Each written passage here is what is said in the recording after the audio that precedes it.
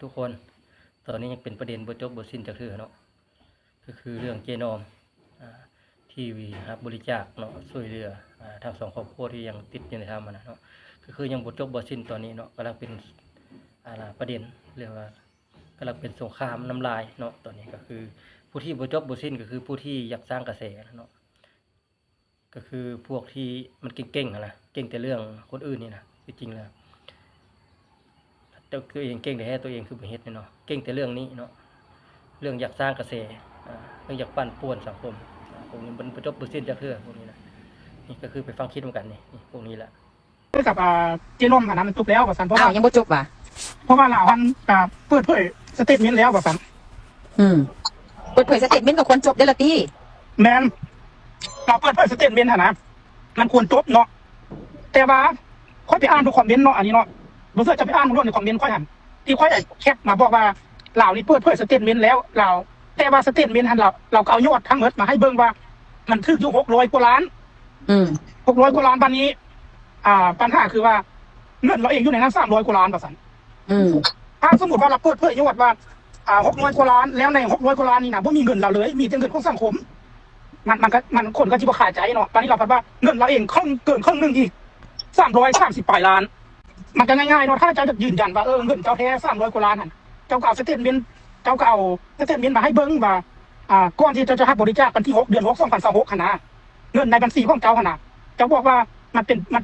ป็นค้างอยู่ในบัญชีเจ้า200กว่าล้านน่ะเจ้าก็เอามาให้เบิ่งแล้วเจ้าบอกว่าคนที่โอนมาให้เจ้าหั่น2คนผู้นึงเงิน90ปลายล้านผู้นึงเงิน20ล้านหั่นเจ้าก็เอามาให้เบิ่งแต่เจ้าบอกวันที่ให้เบิ่งว่าโอนก่อนไหนเจ้าบังบัญชีไว้เจ้าก็โอนเมื่อวานนี้ก็บ่จักไปถอนสเตทเมนต์มาอัน5มื้อก่อนแล้วมาโอนเมื่อวานนี้ก็บ่จักเนี่ยบอกแล้วมาบอกว่าตัวนี้มันลบออกเด้อมันก็บ่จักบ่แจ้งเฮ็ดแนวนี้หั่นน่ะมันสิจักมันสิแจ้งได้แนวใดเฮ็ดแนวนี้มันก็บ่ถือบ่ตรงหั่นแหละเฮ็ดแนวนี้แหละก็แล้วแต่ดอกบ่ถ้าสังคมจะเชื่อก็เชื่อสังคมบ่เชื่อเขาก็มีสิทธิ์สงสัยอีกเพราะว่ามันบ่จักบ่แจ้งสิให้มันง่ายๆเลยก็มันก็สเตทเมนต์นั่นน่ะมาโพสต์เบอร์ลงหั่นเลยแล้วก็แล้วคนเขาสิไปเบิ่งก็ต้องเป็นต้องกันเฮ็ดข้อเฮ็ดคลิปมาดอกเฮ็ดคลิปให้เบิ่งแต่ใบเดียวคือไอ้บอกเบาแหละเบิ่งคือใบแล้วโคลาพักนี่มันบ่แม่นใบลาพักมันใบขอกินมะเขือมันก็เลยว่าบ่อันเอาง่ายๆซะถ้าเป็นบักกันต้าเฮ็ดแบบนี้น่ะบ่มีไผดอกว่าสิบ่ยอมบ่มีไผก็ว่าบ่เชื่อดอกเพราะว่ามันยืนยันบ่ได้มันยืนยันบักต้าเฮ็ดนี่มึงตีนลงมึงโลดเฮ็ดนั่นน่ะแม่นบ่บักเจ้าของมันมูลนิธิกู้ภัยเฮ็ดน่ะอันนี้แหละคือสังคมลาวเฮาถ้าผู้ใดเขาสั่งแล้วน่าเป็นตาสั่งคือไอ้บอกมันน่ะต้องสู้ตลอดสินะบอกว่าร้อนเอาเนี่ยต้องสู้ตลอดอันนั้นคือประธานโจนี่โอ้ยเราก็เบิ่งเราก็เป็นคนดีว่าซั่นเฮ็ดหยังก็ดีหมดโอ้ยน่าจะนี่คือโจรน่าจะคือโจรเพราะว่าเป็นโจรเนี่ยเอาว่าต่อ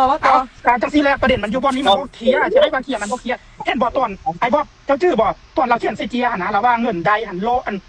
283ล้านเงินทั้งหมดเราว่า283ล้านบัดมาเมื่อวานมื้อเช้านี้มาปีนว่าได้300กว่าล้านแล้วเอา10ปลายล้านนั่นน่ะเป็นค่าใช้จ่ายในการเดินทางแล้วเป็นหยังเจ้าคือบ่เขียนติดตอนนั้นว่ายอด300ล้านตัวนี้เฮาเอาไปเป็นค่าใช้จ่ายเด้อในการที่ว่าจะลงพื้นที่ไปมอบเงินบ่มีไผว่าจะขำเงิน10ปลายล้านนั่นบ่ได้ตีเจ้าแล้วก็เชื่อให้คนเนี่ยนะเสื้อมั่นในตัวตัวเองเพื่อมันจะเพี้ยนคิดไปปิ้นมาคืนอีหยังของเงินเศร้าฮานี่มันก็บ่ได้เนี่ยนะเอาจะกระเบ้าเอาตัวอัน99ล้านน่ะนะก็แล้วว่าอย่างก็ต้องอยากให้โซวันที่สิว่ะมันต้องมีวันที่ว่าโอนมาตอนใดโอนในช่วงที่ฮักบริจาคนี่บ่วันที่6เดือน6 2026นี่วันที่12นี่นะเดือน6 2026นี่บ่สมมุติอันนี้ข่อยเป็นกลางเนาะสมมุติว่า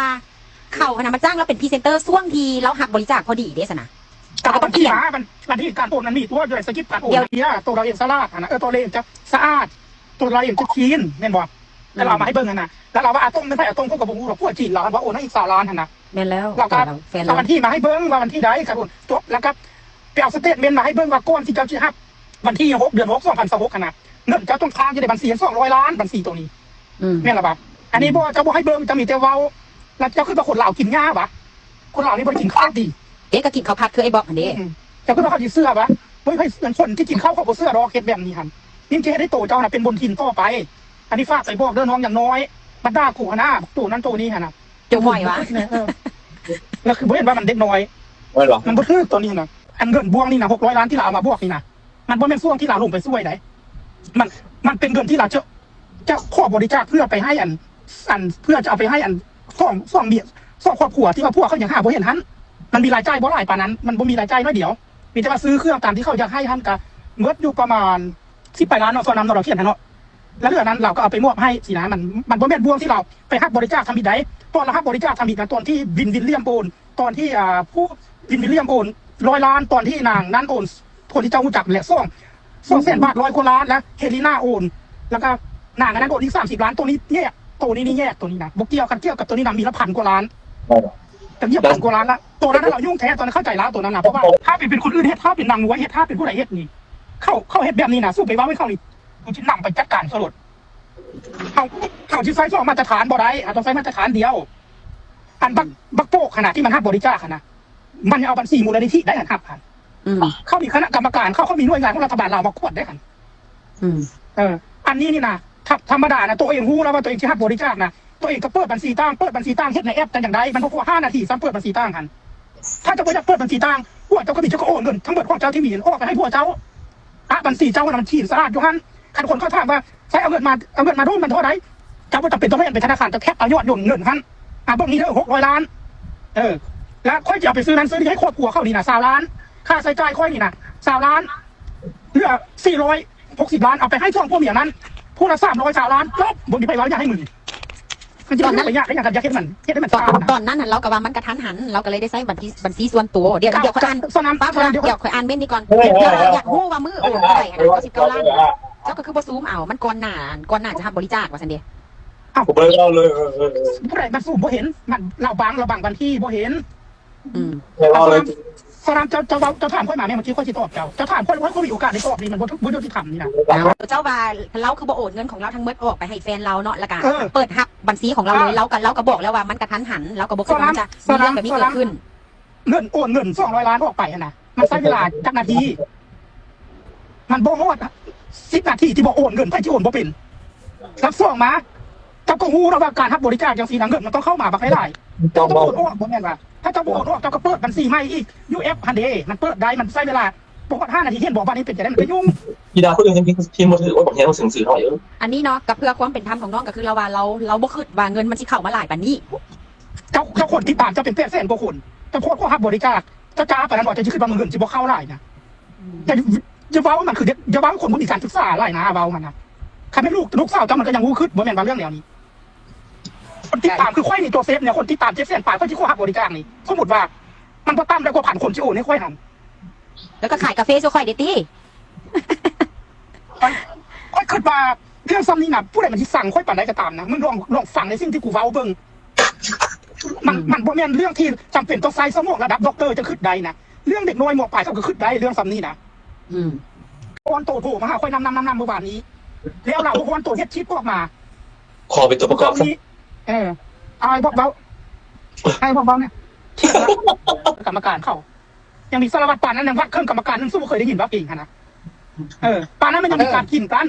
เม่นนี้ก็บอกว่าก็หลายคนเขาก็อยากงูแม่นแล้วเพื่อความโปร่งใสซื่อๆบ่มีไผอยากขนาดครูบาอยู่วัดถือศีล220ข้อมันยังมีการยักยอกเงินสู้บ่เห็นว่าข่าวแต่ละเทื่อนะ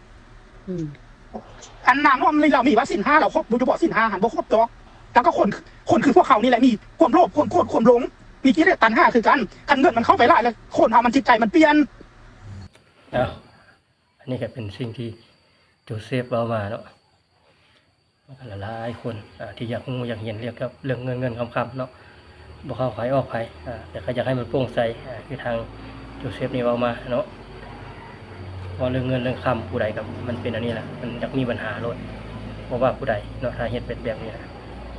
ถ้าบ่โปร่งใสได้สังคมเขาก็สิสงสัยเห็นบ่บางทีเขาก็คิดบ่ทันเนาะเขาอยากเฮ็ดอะไรนะโดยที่เอาบัญชีเขาเข้าไปนะเนาะโดยที่เงินอยู่ในบัญชีเขาบ่มีไผฮู้เนาะสิมีแล้วบ่มีอันนี้ก็บ่ฮู้แม่นบ่ฉะนั้นมันบ่มีความโปร่งใสฉะนั้นจึงเฮ็ดให้สังคมนี่มีข้อสงสัยแล้วก็บางคนก็บ่มักยุ่งราวเกี่ยวกับเรื่องเงินคำเนาะแต่บางคนมันมักซ้อมักสนมันก็เป็นอันนี้แหละเกิดปัญหาขึ้นมาแบบนี้เนาะฉะนั้นมันเป็นอันนี้ขึ้นมาแล้วต้องเฮ็ดอะไรบัดนี้มันก็เป็นกระแสขึ้นมาแม่นบ่มันก็มีความยุ่งยากเนี่ยในตัวเฮาเห็นบ่นี่แหละการที่เฮาเฮ็ดหยังไปเราต้องรอบคอบเนาะเพื่อหยังเพื่อจะบ่ให้คนอื่นมาเว้าให้เฮาเนาะบ่ให้เขาสงสัยเฮาว่าซั่นซะ ฉะนั้นก่อนจะเฮ็ดหยังลงไปนะเราต้องมีคน2คนหรือ3คน หรือว่าเป็นทางบ้านหรือว่านายบ้านเนาะเป็นหลักฐานพยานนำกันก่อนที่จะเฮ็ดหยังขึ้นไปนะเนาะต้องมีผู้รู้ผู้เห็นนำบ่แม่นสิเฮ็ดคนเดียวไปคนเดียวเนาะอันนี้แหละมันเกิดปัญหาขึ้นมาแบบนี้แหละมันยุ่งมันยากพี่น้องเอ้ยถึงว่าสิเฮาซัดซื่ออยู่แต่ผู้เขาเบิ่งเฮาภายนอกมันบ่ซัดซื่อแม่นบ่เขาสิว่าเฮานี่ลักโกงกินเงินแม่นบ่สำคัญหลักๆก็คือต้องมีให้มีผู้เป็นหลักฐานพยานนำเนาะให้ฮู้ให้เห็นนำคือทางบ้านบ่ทางเมืองบ่ผู้ใดผู้หนึ่งเนาะให้มาฮู้มาเห็นนำก่อนที่เขาจะเปิดบัญชีนี้นะครับบริจาคเนาะมีเงินในบัญชีนี้เท่าไหร่เห็นบ่เริ่มแต่บัญชีนี้ไปเนาะเราก็ต้องให้มีหลักฐานพยานนำกันเนาะเงินที่มันเข้ามาในห้องนี้ต้องเป็นเงินที่รับบริจาคช่วยเหลือสังคมผู้ที่ค้างในถ้ำหรือว่าส่งผู้มีเนาะหรือว่าช่วยเหลือทางกู้ภัยได้ซื้ออาหารการกินหรือว่าเป็นเครื่องอย่างก็อุปกรณ์เนาะอุปกรณ์ต่างๆที่ใช้เขาในการเฮ็ดเวียกอยู่ในหันให้มันสะดวกสบายขึ้นนะเนาะซื้ออย่างได้เนาะเราก็ต้องมาให้มันละเอียดไปได้เนาะอันนี้คือโจเซฟว่ามามันก็เป็นส่วนหนึ่งเนาะที่การอยากรู้อยากเห็นสังคมเขาก็อยากรู้อยากเห็นนั่นแหละมันกระทึกแต่ว่าที่แน่ๆอะไรค่อยว่าย่าซะอย่าไปยุ่งเรื่องเงินของคำเขาอยากเฮ็ดเขาจะให้อะไรก็เรื่องของเขาซะเนาะสิ่งที่เขาเฮ็ดมากเขาก็อยากช่วยนั่นแหละแต่ว่าเขาสิให้เบิดหรือบ่เบิดเขาก็บ่ฮู้เขาเพราะว่าบัญชีของเขาแม่นบ่ตอนเขาเปิดเขาก็เปิดด้วยคนเดียวของเขาเนาะเขาเปิดบริจาคเงินเขาในบัญชีเขาพุ่นแล้วเนาะฉะนั้นล่ะเขาก็ต้องยอมรับความจริง